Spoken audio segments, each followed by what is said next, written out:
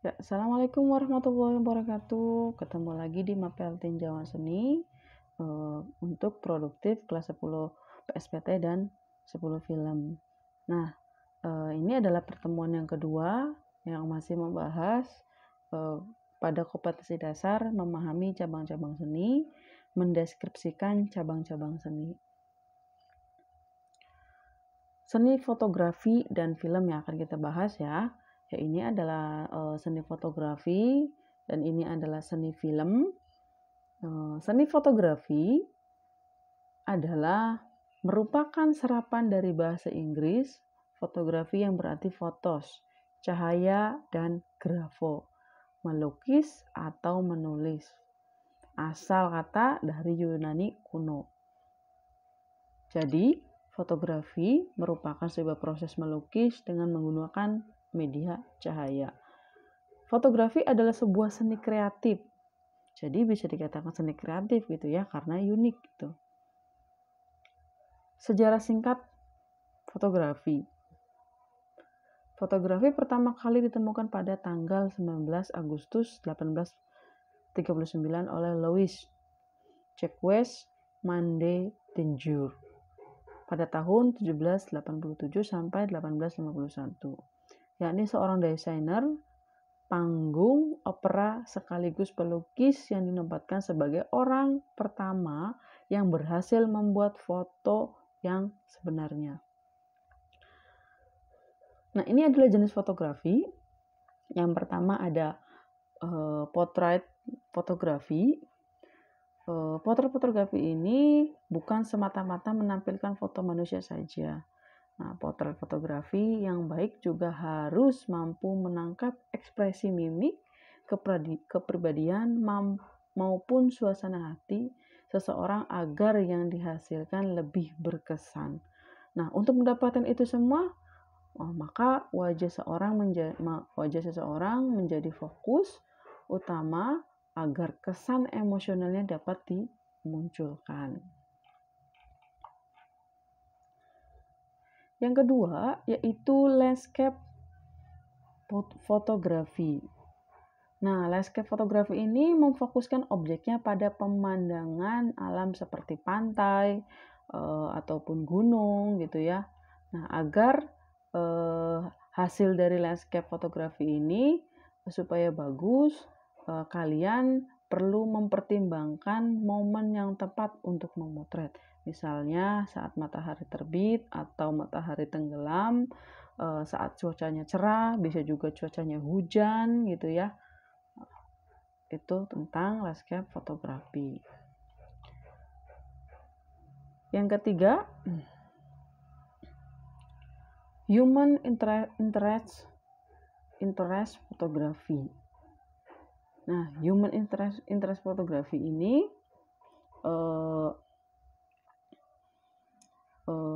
hampir sama dengan potret fotografi. Namun, objek utama dari human interest fotografi adalah manusia. Tentunya ada yang menjadi pembeda antara keduanya. Jika potret fotografi fokus untuk menangkap ekspresi manusia yang menjadi objeknya, tapi human interest fotografi ini lebih menonjolkan bagaimana sisi kehidupan dan interaksi manusia dengan lingkungan sekitar dalam kesehariannya. Nah, tujuannya untuk apa? Tujuannya untuk membangkitkan perasaan simpati maupun empati dari penikmat foto tersebut ya. Nah, yang keempat ada aerial fotografi. Nah, aerial fotografi ini jika kalian melihat sesuatu objek yang seolah-olah tampak dari sisi atas, itulah yang disebut dengan aerial fotografi. Nah, foto-foto yang dihasilkan oleh jenis fotografi ini membuat kalian seolah-olah memiliki mata seekor burung yang melihat segalanya dari ketinggian. Nah, aerial fotografi ini memiliki ciri yang unik dari pengambilannya, yaitu dilakukan dari atas atau bisa dinamakan dengan high angle.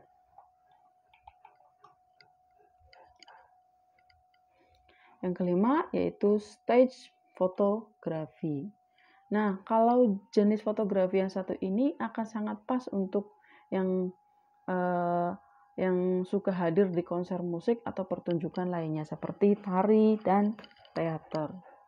Seperti namanya, jenis fotografi ini menjadikan seseorang di atas panggung sebagai objeknya.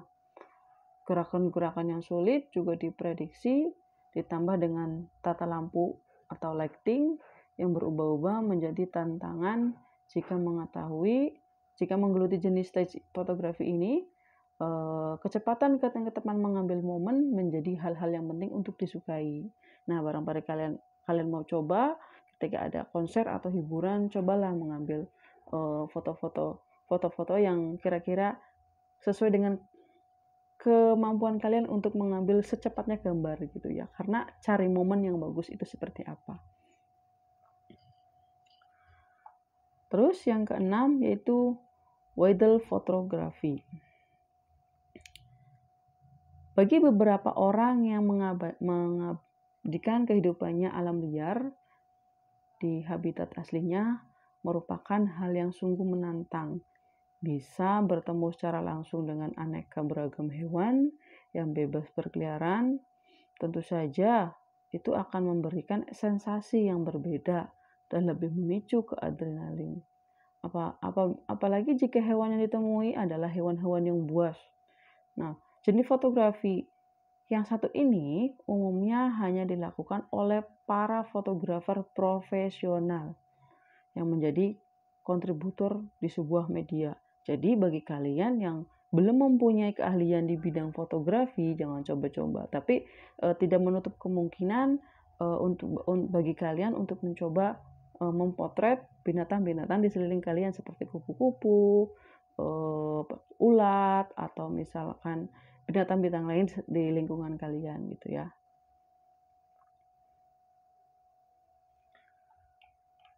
Yang ketujuh, makro fotografi.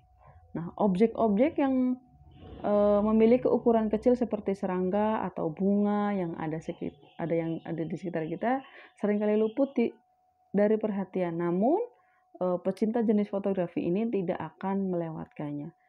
Kenapa? Sebab keistimewaannya dari makro fotografi ini adalah membuat objek berukuran kecil untuk dapat tampak sangat dekat dengan menampilkan detail yang apik. Nah, untuk melakukan jenis fotografi ini, kalian memerlukan kamera dengan fitur zoom yang bagus agar bisa mendapatkan detail objek yang kecil. Nah, itu bisa dicoba nih. Kalau kalian belum punya kamera DSLR, itu bisa kalian gunakan dengan kamera handphone. Apalagi handphone sekarang itu kalian sudah canggih-canggih ya. Ada efek bokeh gitu ya kan, ada efek-efek yang lain gitu ya. Coba kalian bisa coba di rumah menggunakan makro fotografi.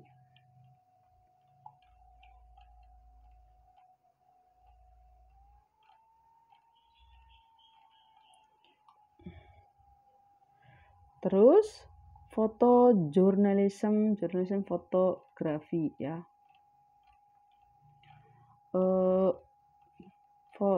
Jurnalisme fotografi ini biasanya digunakan pada para wartawan-wartawan pencari berita gitu ya. Jadi di situ ada kondisi demo gitu ya. Jadi sebisa mungkin seorang kameramen foto itu mengambil sebuah gambar yang kira-kira objeknya itu bisa dijadikan sebuah berita gitu ya. Tujuannya untuk apa? Tujuannya ini menyampaikan foto yang memiliki cerita atau nilai berita.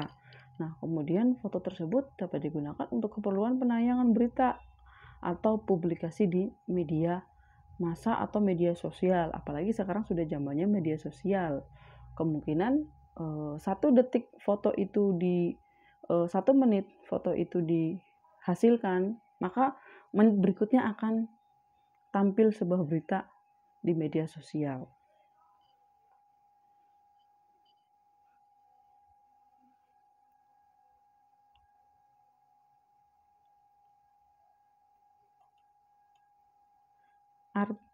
Terus selanjutnya artikulasi fotografi ya. Artikulasi fotografi ini sebagaimana jenis fotografi ini menampilkan keindahan bentuk bangunan atau gedung. Fotografer untuk artikulasi ini mesti jeli dalam memperlihatkan setiap sudut dan celah bangunan agar dapat memperoleh komposisi yang ritmis. Selain angle foto juga bisa menjadi faktor yang penting agar foto yang dihasilkan tersebut tidak tampak statis. Nah, artikular fotografi ini sering dipakai untuk keperluan komersil seperti promosi hotel, apartemen, maupun real etalase yang berhubungan dengan gedung-gedung gitu ya. Nah, spot fotografi. Dalam dunia olahraga ada banyak sekali momen dramatis yang terjadi dan tentunya sangat menarik untuk diabadikan dalam sebuah foto.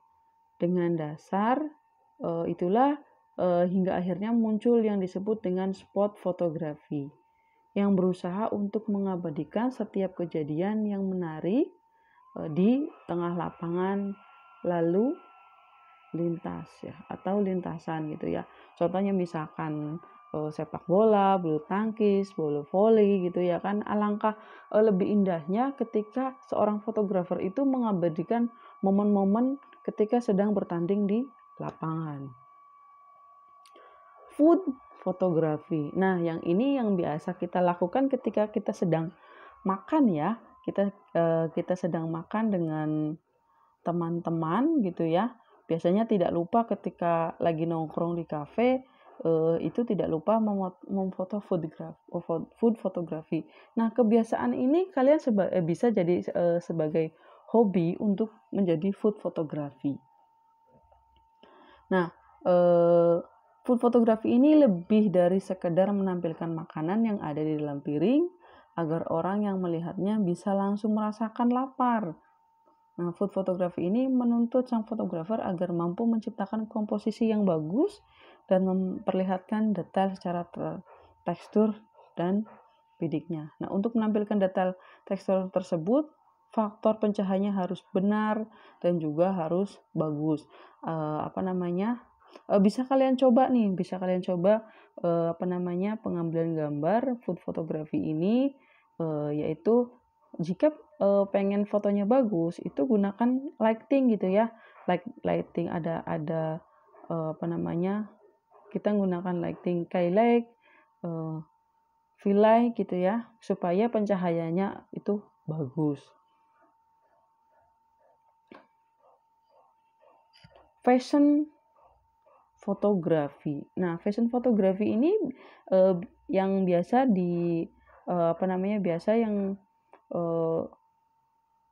diambil oleh seorang fotografer ketika ada sebuah pentas namanya berjalan di atas catwalk gitu ya, biasanya untuk tata busana gitu ya, menampilkan busana-busana yang baru gitu.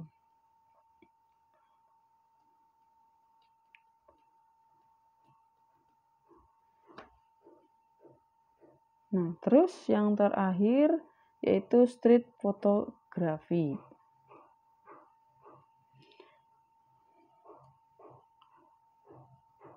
Street photography ya. Street photography ini menampilkan keadaan yang kira-kira ini lebih bentuknya natural gitu.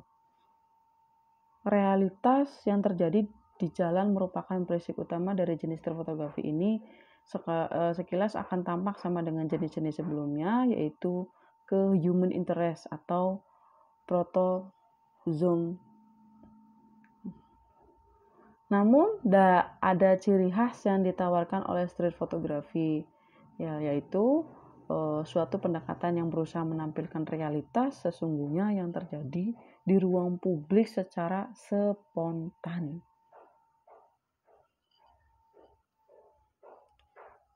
Ya, baik, itu adalah materi di pertemuan kedua kita bahas tentang seni fotografi. Ternyata banyak sekali ya seni fotografi yang kita pahami itu ya.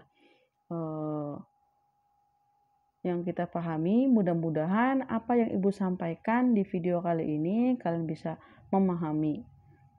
Baik, itu aja yang Ibu sampaikan. Untuk tugas silakan cek di Google Classroom. Dan untuk pengiriman tugas cek juga di Google Classroom. Sekian dari Ibu, kurang lebihnya wassalamualaikum warahmatullahi wabarakatuh.